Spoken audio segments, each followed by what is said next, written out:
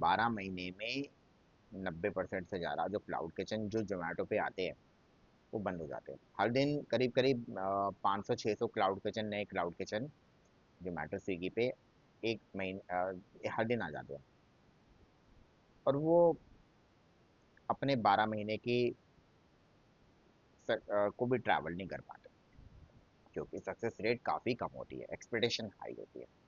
बिना किसी तैयारी के साथ आते हैं और चले जाते हैं। जैसे एक ट्रेडिंग अकाउंट होता है कि लोग आते हैं, ट्रेडिंग अकाउंट खोलते हैं, अपना लॉस कराते हैं और बाहर हो जाते हैं। यहाँ पे भी ठीक ऐसे ही होता है कि जोमेटो स्विगी पे एंट्री करना काफ़ी आसान है और लॉस खाकर वो बाहर हो जाते हैं।